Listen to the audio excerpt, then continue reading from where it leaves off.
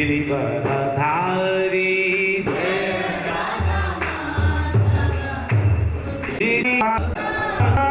गिरिवरधारी जय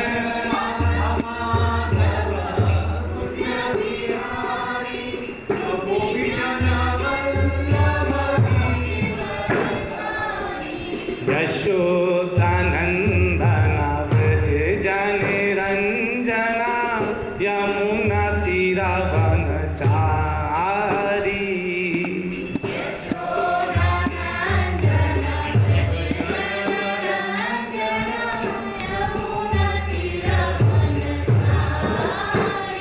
ओ यशोदानंदन व्रज जन रंजना यमुना तीरावनचारी यशोदा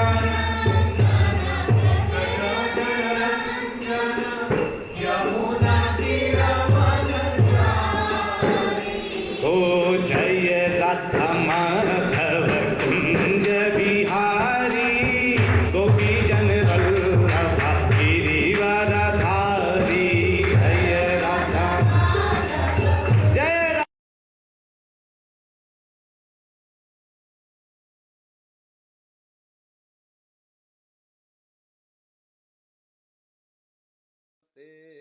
वासुदेवाय ओम नमो भगवते वासुदेवाय नारायणं नमस्कृत्य नरं चैव नरोत्तमं देवीं सरस्वती व्यासं ततो जयमुदीरयेत् नष्टप्रायेषु अभद्रेषु नित्यं भागवत सेवया भगवती उत्तमा श्लोके भक्तिर्भवति नैष्टिकी ओम अज्ञानतिमिरान्धस्य ज्ञानजनशलाकया चक्षुर्मीलितं येन तस्मै श्रीगुरुवे नमः श्रीचैतन्यमनोभीष्टं स्थापितं येन भूतले स्वयं रूपः कदा मह्यं ददाति स्वपदान्तिकम् वन्देऽहं श्रीगुरु श्रीयुतापदकमलं श्रीगुरून् वैष्णवांश्च श्रीरूपं सागरजातं सहगण रघुनाथान्वितं तं सजीवं साद्वैतं सावधूतं परिजनसहितं कृष्ण चैतन्य देवं श्रीराधा कृष्ण पादान् सहगण ललिता श्री विशाखान्वितांश्च हे कृष्ण करुणा सिंधु दीनबंधु जगतपते गोपेश गोपिका कांता राधा कांत नमोस्तुते तप्त कांचन गौरांगी राधे वृंदावनेश्वरी वृषभानुसुते देवी प्रणमामि हरिप्रिये वाञ्छाकल्पतरुभ्यश्च कृपा सिन्धुभ्य एव च पतितानां पावनेभ्यो वैष्णवेभ्यो नमो नमः जय श्री कृष्ण चैतन्य प्रभो नित्यानंद श्री अद्वैता गदाधर शिवासादि गौर भक्तवृंदा हरे कृष्णा कृष्णा कृष्णा हरे हरे हरे रामा राम राम हरे हरे हरे कृष्णा कृष्णा कृष्णा हरे हरे हरे रामा राम राम हरे हरे हरे कृष्णा कृष्णा कृष्णा हरे हरे हरे राम राम राम हरे हरे हरे कृष्णा। मेरी आवाज क्लियर आ रही है आप लोगों को? Very nice. तो तो हम भगवत गीता के उस अध्याय को इस समय पढ़ रहे हैं जिस समय अर्जुन सबसे ज्यादा दुखी हो रहा है। देखिए, जब तक हम अपने विचारों को अपने हृदय पे रखते हैं तो और उसके अनुसार ही कार्य सोचते हैं, उसी अनुसार ही कार्य करते हैं, तो हमारा हृदय हमको बहुत कुछ ऐसा बातें बताता है जो हमें दुखी कर देते हैं। तो आज भगवत गीता के इस साप्ताहिक कथा में आप सभी भक्तों का बहुत बहुत स्वागत है। और आप सबको बहुत नमन है कि आप संडे के दिन अपने महत्वपूर्ण समय से समय निकाल करके कथा सुनने के लिए आए हैं। तो हम लोग जो है अभी कहाँ तक देखे थे, याद है किसी को? चलिए, मुझे पता है थोड़ा सा आप लोग भूल गए होंगे। तो अर्जुन बता रहा है कि अवांछित संतान पैदा हो सकती हैं, उससे क्या होगा, पारिवारिक परंपरा खत्म होने लगेगी, नारकी जीवन उत्पन्न होगा, पतित कुलों के पुरखे गिर जाएंगे, जल पिंड दान सब क्रियाएं समाप्त हो जाएंगी, है ना। कह रहा था ना कि ये सब कुछ जो है सब कुछ होने लगेगा। फिर कहता अगर मैंने सबको मार दिया तो कुल परंपरा नष्ट हो जाएगी, अवांछित संतानें उत्पन्न होंगी, सामुदायिक योजनाएं खराब हो जाएंगी, परिवार कल्याण के कार्य भी नष्ट हो जाएंगे। अरे इतनी ज्यादा चीजें बता दिया, भगवान भी कंफ्यूज हो गए कि ये मैं ज्यादा ज्ञानी हूँ कि ये ज्यादा ज्ञानी है। कौन ज्यादा ज्ञानी है, ये तो जो है भगवान भी कंफ्यूज हो गए ये सुन करके। तो इतना कह करके वो जो है अब वो थोड़ा ज्ञान की बात बता रहा है। क्या ज्ञान की बात बता रहा है? कह रहा है उत्सन्न कुल धर्माणाम, थोड़ा देख ले 1.43 में आपके लिए ओपन कर देता हूं ताकि आप भी देख सकें। उत्सन्न कुल धर्माणाम मनुष्याणाम जनार्दना नरके नियतम वासो भवती त्यनुशुश्रुमा। वाह, ये जो वैष्णव लोग हैं ना, ये हमेशा अपनी ये नहीं कहते, ये देखो मैं कह रहा हूं। कथा अगर आप सुनाना चाहते हैं, अगर कोई कथा सुनाता है और वो कहे कि ये कथा मैंने अपने दिमाग से बोल रहा हूं, तो क्या होगा, वो नुकसान का बात हो जाएगा। वो नुकसान हो जाएगा। उससे क्या करना चाहिए, ये बोलना चाहिए कि ये मैंने सुना हुआ है।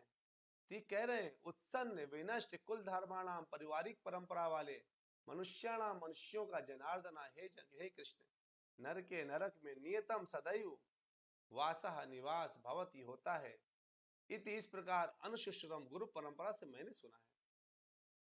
अर्जुन जी कहना चाह रहा है कि देखिए, आपको जो मैं बोल रहा हूं ना, ये इसलिए नहीं बोल रहा क्योंकि मैं खुद ही कुछ जानता हूं या मैं बड़ा ज्ञानी हूं। कहता मैंने गुरु परंपरा से सुना हुआ है। तो इससे हमको एक ज्ञान तो सीधा मिलता है। क्या ज्ञान मिलता है? कि अगर हम कोई भी गुरु हमको जो सिखा रहा है, चाहे वो भागवतम सिखाए, चाहे वो भगवत गीता सिखाए, या किसी गुरु के पास हम गए हैं, हमें ये देखना चाहिए 100% कि वो गुरु परंपरा में आ रहा है कि नहीं आ रहा। हमारी परंपरा स्वयं कृष्ण भगवान से स्टार्ट होती है। जैसे भगवान कृष्ण, उन्होंने किसको ज्ञान दिया? ब्रह्मा जी को। ब्रह्मा जी ने नारद जी को, नारद ने वेद व्यास को, वेद व्यास ने सुखदेव को, सुखदेव से सूत गोस्वामी, सूत गोस्वामी से आगे बढ़ते जाइए प्रभुपाद जी से हमारे पास तक। अगर इस परंपरा को हम आपको नहीं, इसी परंपरा में लेकर के आपको नहीं चलेंगे तो क्या होगा? अगर इस परंपरा से हमने आपको अलग विलग कर दिया तो आपको कुछ और ही ज्ञान हो जाएगा। इसमें कुछ भी अपना मैंने जोड़ दिया तो भगवान के ज्ञान को इधर उधर कर देगा। कई लोग बैठे होते ना, कहते हैं मैं भगवान हूं। देखिए, गला आज भी मेरा उतना मजबूत नहीं है, और मजबूत होगा भी कैसे? डेली भागवत कथा हो रही है 3-3 घंटे की, उसमें जब बाद में होता तो हम जोरदार कीर्तन करा देते हैं। तो जब कीर्तन हो जाता है तो फिर गला फिर खराब हो जाता है। तो 2-4 दिन आप ऐसे ही गले के साथ बर्दाश्त कर लीजिए।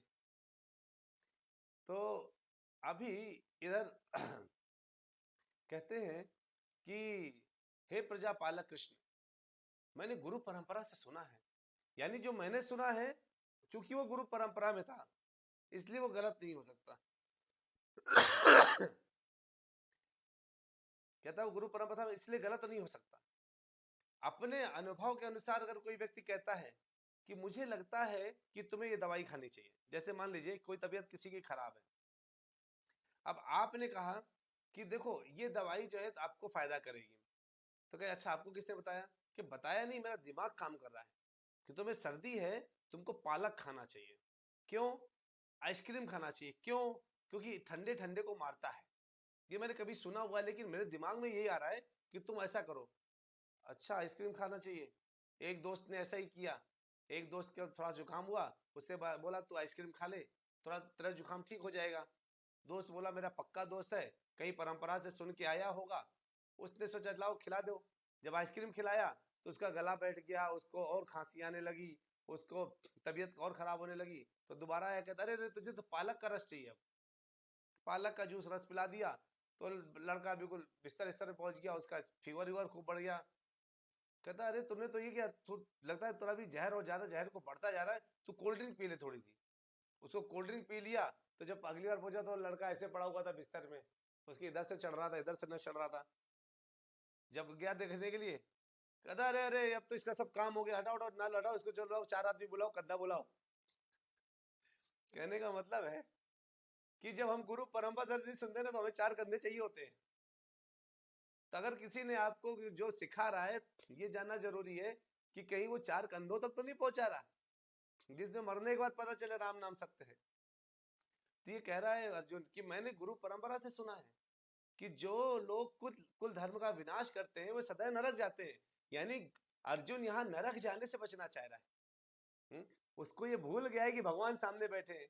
अरे जब आप बोलते ना जप हरे कृष्णा भज हरे कृष्णा लेसी हरि का नाम रे, जब अपने आप भगवान को सजाते हैं, उनको नहलाते हैं धुलाते हैं, उनको नए नए कपड़े पहनाते हैं, उनका मंदिर मार्जन करते हैं, जब आप ये सब काम करते हैं तो सीधे समझ लीजिए कि आप नरक नहीं जाएंगे। यानी नरक का दरवाजा आपके लिए नहीं है। आपने कंठी पहन ली है, तिलक लगा लिया है, इसका मतलब है कि अब आपका नरक का रास्ता तो हमेशा के लिए बंद हो चुका है। क्योंकि यमदेव जी ने बोल रखा है, यमराज जी ने अपने दूतों से, देखो उसके पास मत जाना जो ये कंठी पहने हैं, जो भगवान की डेली भगवत गीता सुन रहा है, भागवत सुन रहा है, उसके पास मत जाना। अब और नरक जाने वाले यही यात्री हैं। यानी एक बस ड्राइवर जो आपको कानपुर लेके जा रहा है वो मुंबई लेके नहीं जा रहा।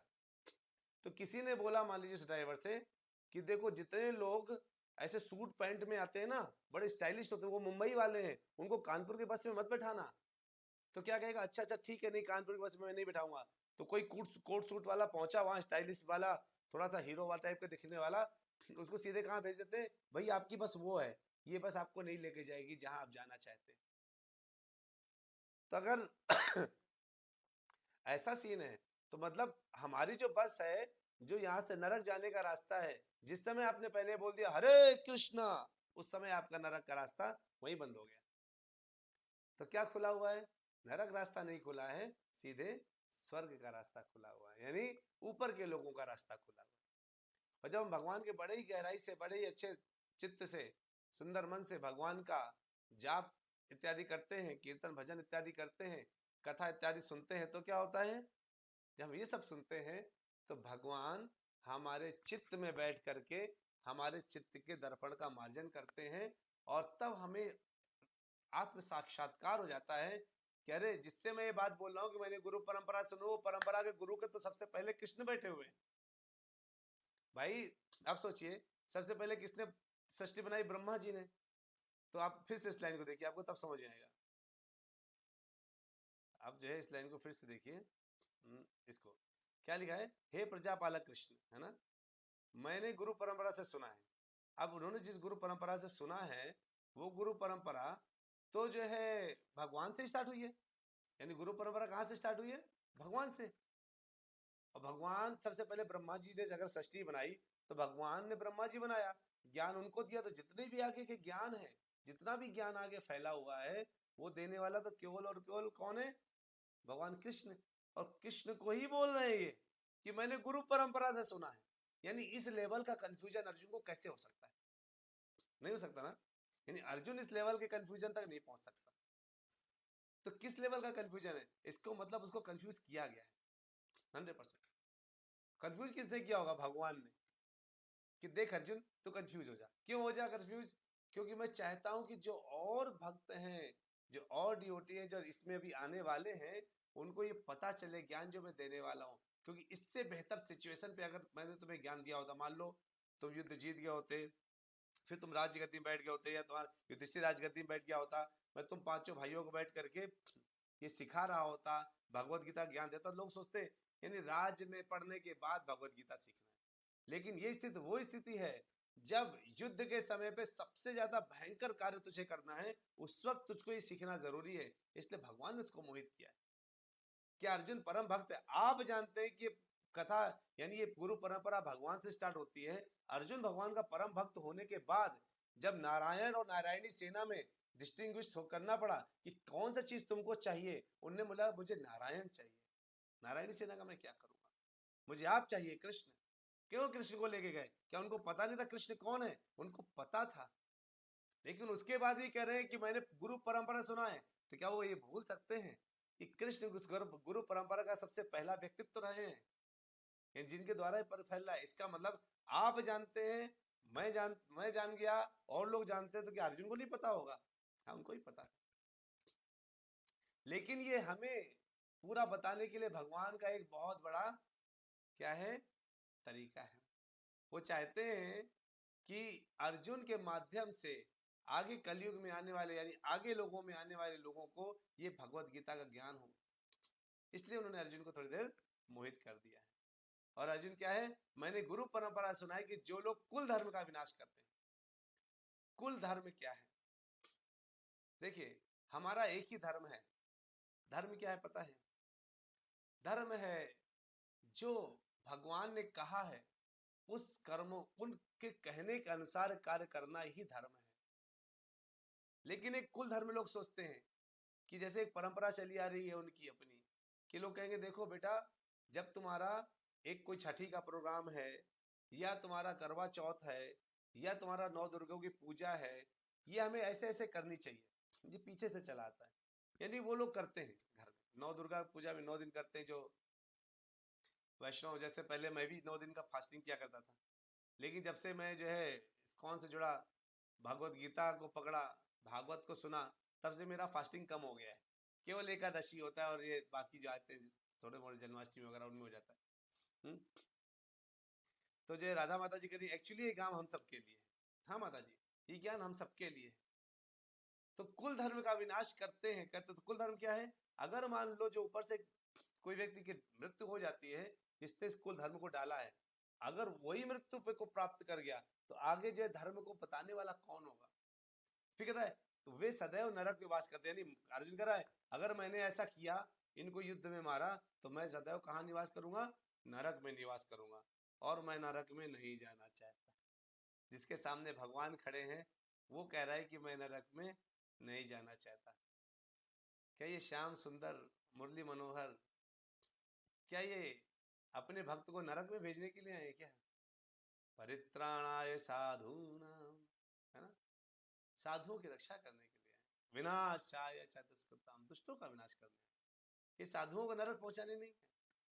और भगवान के आदेश से अगर हम काम कर रहे हैं तो मतलब ही नहीं बनता कि वो नरक पहुंचे, मतलब ही नहीं बनता, नो मीनिंग, है ना, ये मीनिंगलेस बात हो गई। तो भगवान ने आपसे बोला पत्रम पुष्पम फलम तोयम, इतना 4 चीज खाते पीते रहो और किसी का बुरा मत करो, नरक में तो वैसे भी नहीं जाओगे। भगवान की भगवत गीता में लिखा हुआ एक श्लोक हम मान ले, हम नरक से बच जाएंगे, हम नरक नहीं जाएंगे। एक श्लोक, कोई एक श्लोक उठा लीजिए और मान लीजिए, उसको धारण कर लीजिए, ग्रहण कर लीजिए। बस भगवान ने जो बोला है एक श्लोक, जन्म कर्म च में दिव्यम ही मान लीजिए कि भगवान के जन्म कर्म को दिव्य मान लीजिए, बस इससे ही नरक का रास्ता खत्म। तो अर्जुन जो परम भक्त है और भगवान नारायण स्वयं जो उनके सारथी बने बैठे हैं, उसका नरक जाने का एक चांस है क्या? तब भी वो कह रहा है मैं नरक नहीं जाना चाहता। गुरु परंपरा से सुना है, ठीक है। अब मुझे लगता है श्लोक को आपने अच्छे समझ लिया होगा। अब आगे चलते हैं 1.44 में। 1.44, अहो बत महत् पापम कर्तुम व्यवसिता वयम, यद्राज्य सुख लोभेना हंतुम स्वजन मुद्यताः। अहो, ओह, अर्जुन कह रहा है अहो, ओह बत महत् पापम, बत कितना आश्चर्य कि ये मत मतलब महान, पापम मतलब पाप, कर तुम करने के लिए, व्यवसिता निश्चय किया, वयम हमने, या क्योंकि राज सुख लोभे, राज सुख के लालच में आकर हम तुम मारने के लिए, स्वजनम अपने संबंधियों को, उद्यता तत्पर है। तो अहो बत महत् पापम, ओह कितने आश्चर्य की बात। कि हम सब जघन अपराध, जघन पाप कर्म करने के लिए उद्यत हो रहे हैं। राज सुख भोगने की इच्छा से प्रेरित होकर हम अपने ही संबंधियों को मारने पर तुले हैं। सोचिए, एक केवल भक्त, केवल और केवल एक भक्त ही ऐसा सोच सकता है कि कितने आश्चर्य की बात है। यानी वो क्या सोच रहे हैं, हमारा मेरा कार्य अपने संबंधियों को मारकर उसे राज्य छीनने का नहीं है, राज सुख भोगने का नहीं है। ये तो बड़ा ही आश्चर्य होगा कि मुझ जैसा, यानी मैं अर्जुन भगवान का भक्त, और मैं इनसे राज सुख भोगने के लिए इन सबको मार दूं। यानी एक भक्त बहुत ही कैसा होता है, दयावान होता है। वो मारने में भी भरोसा नहीं करता, बचाने पे करता है ना। लेकिन वो ये सोच रहा है कि जैसे आजकल देखिए भाई भाई में झगड़ा हो रहा है, माँ बाप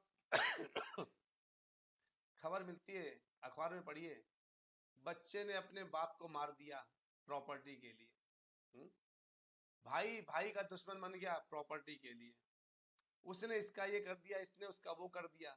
यानी थोड़े थोड़े स्वार्थ के लिए कोई किसी का जो है आज रक्षा नहीं, मतलब मार दो, जहर खिला दो, फेंक दो, काट दो, ये चल रहा है। अर्जुन सोचा क्या मैं भी उसी लेवल पे आ गया क्या? अरे इतने उदाहरण मिले हैं जिसमें प्रभा जी कहते हैं कि स्वार्थ के वशीभूत होकर मनुष्य अपने सगे भाई माँ बाप के वध को भी कर देता है, ऐसे पाप कर्मों को भी कर देता है। विश्व में है ऐसे बहुत मिले, आप जानते हैं। किंतु जो भगवान का साधु भक्त है ना, वो सदैव क्या होता है, जागरूक होता है। वो ऐसे कार्यों से बचने की कोशिश करता है। वो सोचता है मैं ऐसे कार्यों पे ना पड़ूं तो अच्छा है। क्यों? क्योंकि वो राज सुख से ज्यादा भक्ति, कृष्ण कृष्ण सुख में भरोसा करता है। यानी भगवान की सुखी रहेंगे तो हम सुखी रहेंगे, और जब हम भगवान को सुख करने का प्रयत्न करते हैं तो भगवान हमें सुखी करने का प्रयत्न करते हैं। अर्जुन क्या था, अर्जुन प्रयत्न कर रहा था उनको बिल्कुल कोशिश की, किससे खुश रहे, कुछ रहे ने प्रयास किया। इस समय तो मोहित है, लेकिन पूरे जीवन उसने भगवान कृष्ण को ही खुश करने का प्रयास किया। इसलिए भगवान उसको जबरदस्ती, यानी हम नहीं पाना चाहेंगे। ध्रुव महाराज जब जो है मिले भगवान को, और भगवान को ये जब नारद जी पहले मिले ध्रुव महाराज को, तो नारद जी बोला कहाँ जा रहे हो? कहते मैं अपने पापा से बड़ा राज्य प्राप्त करना चाहता हूँ। अच्छा, तो ये लक्ष्य लेकर के बाहर निकले हो? मुझे भगवान से मिलना है। भगवान से मिलना है? अच्छा, तो क्या करोगे भगवान से मिल करके? ऐसे प्रश्न पूछने लगे। तुमने बोला आप बता सकते हो तो बताइए, नहीं मैं जाता हूँ भगवान को ढूंढने के लिए। तब बोला उन्होंने जाकर जाओ, अच्छा तुम इधर मथुरा नगरी जाकर के, वहां जाकर के तुम इस ओम नमो भगवते वासुदेव देवाय का जो है उच्चारण करो, और जा करके तुमको भगवान के दर्शन होंगे। और उन्होंने इस तरह से प्रयास किया फिर कि बस मुझे राज्य मिल जाए, ये सोच करके प्रयास किया, और हाथ जोड़ खड़े हो गए। और भगवान ने जब दर्शन दिया उनको, कथा आप लोग जानते हैं इसलिए मैं जल्दी कर दिया, तो जब दर्शन दिए भगवान ने, तो भगवान ने कहा तुम्हें क्या चाहिए? ध्रुव कहते हैं मुझे कुछ नहीं चाहिए। क्यों कुछ नहीं चाहिए? क्योंकि अब मैंने आपको देख लिया है। क्या नहीं, तुमने तो बोला था तुम राज्य चाहना चाहते हो, क्या नहीं, वो अब तो कांच के टुकड़े जैसा हो गया। तब भी भगवान ने उसको बोला कि तुमको लेना ही पड़ेगा। यानी भगवान हमें राज सुख संपत्ति सब कुछ देने के लिए आतुर हो जाते हैं, और वो आतुर थे कि तुमको तो लेना ही पड़ेगा। ये जो विशेष बात है ये है कि जब हम भगवान की भक्ति करते हैं तो भगवान फिर हमें वो जरूर देते हैं। भले हम कहते हैं भगवान से हमको अब नहीं चाहिए, लेकिन भगवान को पता है कि तुमको चाहिए। हम भगवान की भक्ति नहीं करते और केवल भगवान के मंदिर जाकर के एक बार कह देते भगवान मुझे दे दो, कुछ सामान दे दो, कुछ कर दो। भगवान कहते हैं तुम ऐसे भी आओगे तो भी दूंगा, लेकिन वो मैं अपनी इच्छा से नहीं दूंगा, तुमने मांगा तो मैं दे देता हूँ, ले लो। लेकिन भगवान देने के पहले सोचते हैं कि तुम्हारे काम का है कि नहीं है। आपने मांगा और आपको नहीं मिला, मतलब भगवान की इच्छा नहीं थी, तो भगवान कुछ आपको और देना चाह रहे हैं, उसके उसके आने का इंतजार करना चाहिए। अगर हम ये केवल सोचे कि हम भगवान को हम ऐसे कुछ दे करके मांग ले, नहीं, तो क्या करना चाहिए, केवल भक्ति करिए। भक्ति करेंगे तो भगवान आपको जब आपकी तब जब उनकी नजर पड़ेगी तो सबसे पहले आपको भौतिक सुख देने लगेंगे, और फिर आपको जो है अगर वो देखेंगे कि आपकी भक्ति कमजोर हो रही है तो छीन भी लेंगे वो। यानी भौतिक सुख से आध्यात्मिक तरफ आगे बढ़ना है। अगर आज आपके पास बढ़िया घर है, बढ़िया गाड़ी है, नौकर चाकर हैं, तो आपको आध्यात्मिक तरफ जरूर आगे बढ़ना चाहिए। अरे बेटे तो सब कुछ है, मुझे भक्ति की जरूरत नहीं है, तो सब छिन जाएगा, सब चला जाएगा, बीमार पड़ जाएंगे, धन चला जाएगा, लक्ष्मी चली जाएगी, सब चला जाएगा। तो भगवान की भक्ति अति आवश्यक है। तो जो है राज सुख के लिए ध्रुव निकले और अंत में कह दिया मुझे नहीं चाहिए, लेकिन तब भी भगवान ने कहा तुम राज्य करोगे, और थोड़ा मोड़ा राज नहीं, 30-32 हजार साल तुम राज करोगे। और उसके बाद भगवान ने उनके लिए ध्रुव लोक दे दिया पूरा। भगवान जब अपने भक्तों को देते ना तो उसकी कोई गिनती नहीं होती कि मैंने तुमको 10 रुपए दे दिया, कि 5 रुपए दे दिया, कि 100 रुपए दे दिया, कि 1 लाख दे दिया। ध्रुव लोक दे दिया। आपके पास एक छोटी सी प्रॉपर्टी है, यहाँ पर एक छोटा सा फ्लैट, बड़े खुश हैं। भगवान की भक्ति करने से पूरा पूरा लोक मिल जाता है। तो ये जो है अर्जुन कहता है कि मैं इस ऐसे पाप कर्म में उद्यत हो रहे हैं, जबकि हमारा ये स्टाइल नहीं है, ये हमारा तरीका नहीं है। हम तो जो है राज सुख भोगने की इच्छा से प्रेरित होकर हम इनको क्यों मार रहे हैं, अपने संबंधियों को। हम इनको मारे तो क्या कहता है, इनको हम मारे इससे अच्छा क्या है, वो अगले श्लोक में होता, देखते हैं अगले श्लोक में क्या बोलता है। यदि माम अप्रतीकारम अशस्त्रम शस्त्रपाणयः धातराष्ट्रारणे हन्युं तन्मे क्षेमतरम भवेत। कहते हैं यदि यदि माम मुझको अप्रतिकारम प्रतिरोध न करने के कारण अशस्त्रम बिना हथियार के शस्त्र पाणया शस्त्रधारी धातराष्ट्रा धृतराष्ट्र के पुत्र रणे युद्ध भूमि में हन्यु मारे तत् वह मेरे लिए क्षेमतरम श्रेष्ठकर है भवेत होगा। कहते यदि शस्त्रधारी धृतराष्ट्र के पुत्र मुझ निहत्थे तथा रणभूमि में प्रतिरोध न करने वाले को मारे तो ये मेरे लिए श्रेष्ठकर होगा। उसने डिसाइड कर लिया, भगवान से नहीं पूछा, उसने डिसाइड कर लिया कि मुझे किसी भी तरीके से ये नहीं चाहिए। क्या नहीं चाहिए, ठीक है, मुझे ये राज्य नहीं चाहिए, मैं इनको मारूंगा नहीं। इससे अच्छा है कि मुझे युद्ध भूमि में क्या होता है, जब कोई शस्त्रहीन होता है ना, उसको कोई छूता नहीं, उसको नहीं मारता। जो अच्छे नियम के युद्ध होते हैं, आजकल तो कोई शस्त्रहीन है तो ही मारेगा उसको, शस्त्र तो भाग जाएगा। वैसे युद्ध के नियम क्या है, जब युद्ध होता है तो कोई शस्त्र विहीन है तो उसको नहीं मारना चाहिए, उस पर शत्रु भी आक्रमण नहीं करता। लेकिन अर्जुन ने बोला अगर मैं निहत्था हूं अभी और मैं शस्त्र नहीं उठाऊंगा, उसके बाद भी अगर कोई मुझे आकर के मार देना इस राज्य के लिए, तो मैं अपना जी हंसते हंसते प्राण दे दूंगा। वो मैं लेकिन उसका प्रतिरोध नहीं करूंगा, मैं चुपचाप उसके हथियार को बर्दाश्त कर लूंगा। भगवान मन मन में विचार हंस रहे हैं और थोड़ा अर्जुन के ऊपर गुस्सा भी कर रहे हैं अंदर अंदर कि क्या हो गया इसको, और ये तो लगातार उल्टी सीधे बातें बोल रहा है। और वो लेकिन उसने पूरा मन बना लिया अर्जुन ने कि मैं युद्ध नहीं करूंगा। क्यों, क्योंकि मुझे नहीं लगता, यानी आपको क्या लगता है, क्या लगता है, इससे उनको फर्क नहीं है। अर्जुन कहते मुझे नहीं लगता कि ये युद्ध कहीं से भी उचित है, ये युद्ध उचित नहीं है मेरे लिए। तो मुझे लगता है कि युद्ध बिल्कुल भी उचित नहीं है, मुझे ये युद्ध नहीं करना चाहिए। ये जो है अर्जुन ने मन में सोच लिया। कई बार आप लोग कहते हैं ना, कोई कहे मंदिर चलो भाई, नहीं नहीं मुझे नहीं लगता कि मंदिर जाना चाहिए, इससे अच्छा मैं अपना समय कहीं और व्यतीत कर दूं, मैं मंदिर नहीं जा सकता, मुझे मंदिर जाके क्या मिलेगा, भगवान को तो घर में भी है। अरे भगवान घर में है, मंदिर में भी भगवान है, लेकिन जब आप मंदिर जाते हैं ना तो वहां पे चूंकि दिन रात पूजा होती है ना, वहां पे एनर्जी बहुत ज्यादा होती है। घर में आप क्या करते हैं, कभी काम वाली आएगी, मेड आई आपके घर में, बिना नहाए घर को साफ कर देगी, तो ना उसने घर को साफ किया, अच्छी बात है। लेकिन उसके बाद क्या हुआ, आपने बिना नहाए घर में खाना बना लिया। अब बिना नहाए घर में खाना बना लिया तो घर में जो है शुद्धता तो रह नहीं गई, वो खाना भगवान को भोग लगाया कि नहीं लगाया उसका भी पता नहीं है। यानी ये सब काम हम जब करते हैं ना तो क्या होता है, घर में कोई शुद्धता नहीं रहती, बस भगवान है कहने के लिए। लेकिन मंदिर में क्या होता है, सब कुछ शुद्ध रहता है, वहां मंत्र पढ़े जाते हैं, पूजा होती है, मंगला आरती होती है, सब कुछ होता है। तो मंदिर जाते हैं जब तो उस वक्त हमें भक्ति का ज्यादा असर दिखता है, इसलिए लोग मंदिर जाते हैं। तो हमको मंदिर जाना चाहिए। हम लेकिन कहते हैं अरे हमने तो सोच लिया है, जैसे अर्जुन सोचा अब मैं युद्ध नहीं करूंगा, चाहे मुझे मार ही दे, अब इससे बड़ी बात क्या होगी कि चाहे तुम मुझे मार ही डालो लेकिन मैं तुम पर हथियार नहीं उठाऊंगा। अर्जुन ऐसा विचार किया। जब विचार किया तो संजय क्या कहता है, ये पहले अध्याय का बधाई हो आप लोगों को, आप लोगों ने धीरे धीरे करके पहला अध्याय बहुत अच्छे से सुना, और आज ये अंतिम श्लोक हम लोग पहले अध्याय का पढ़ने जा रहे हैं। क्या है?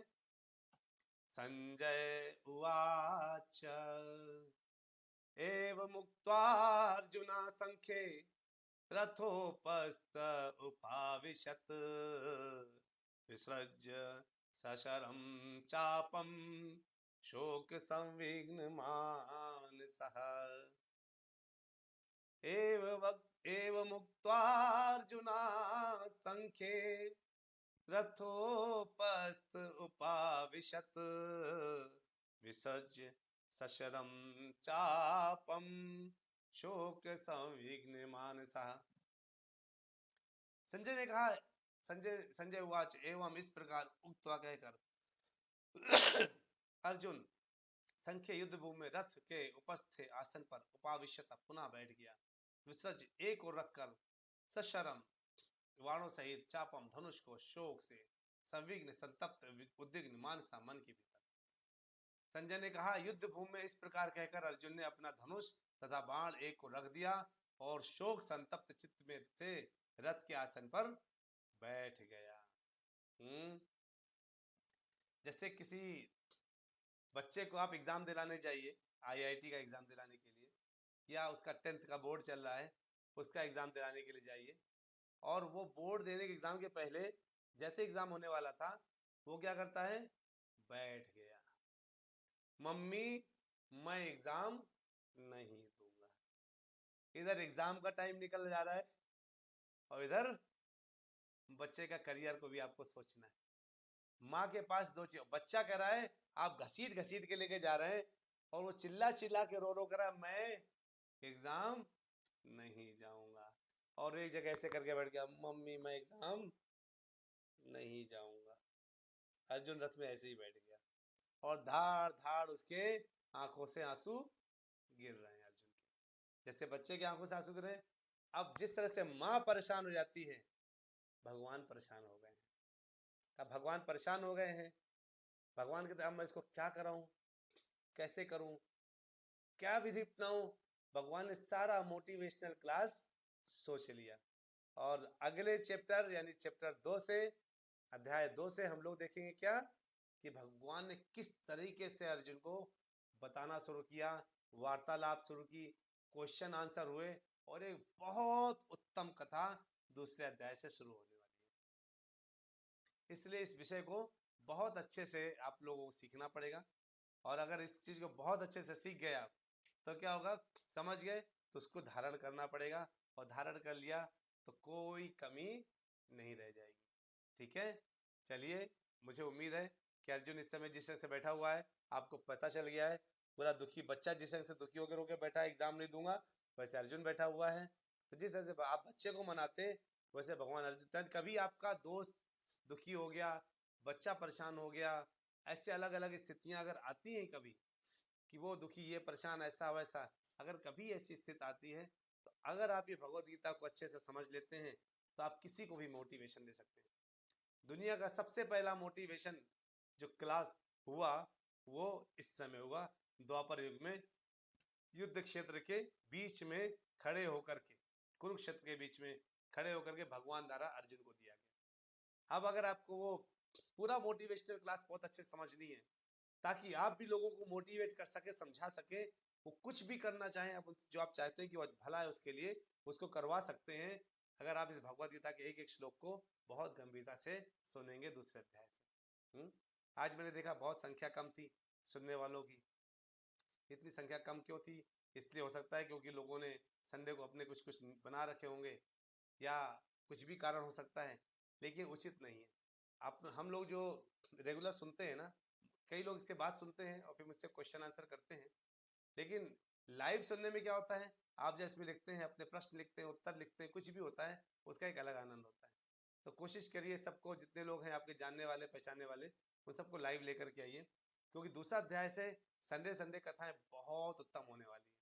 ठीक है, चलिए। वांछा कल्पतरुभ्यश्च कृपा सिंधुभ्यैव च पतितानां पावनेभ्यो वैष्णवेभ्यो नमो नमः। तो इस प्रकार से भगवद गीता के प्रथम अध्याय कुरुक्षेत्र के युद्ध स्थल में सैन्य निरीक्षण का भक्ति वेदांत तात्पर्य पूर्ण हुआ। हरे कृष्णा कृष्णा कृष्णा हरे हरे, हरे रामा राम रामा हरे हरे। तो आप सब लोगों को बहुत बहुत धन्यवाद जिन्होंने इस कथा को बहुत ध्यान से सुना। आज हमने अध्याय 1 खत्म कर दिया है। अगली बार भगवत गीता का अध्याय 2 शुरू होगा। सबको बताइए, सबका भला करिए। जितना आप समझेंगे, लोगों को बताएंगे, उतना ही भगवान आपसे प्रसन्न होंगे, क्योंकि भगवान भगवत गीता के 18वें अध्याय में बहुत स्पष्ट रूप से कहते हैं कि मैं उससे बहुत खुश रहता हूँ, उस भक्त से जो मेरा प्रचार प्रसार करता है। हरे कृष्णा।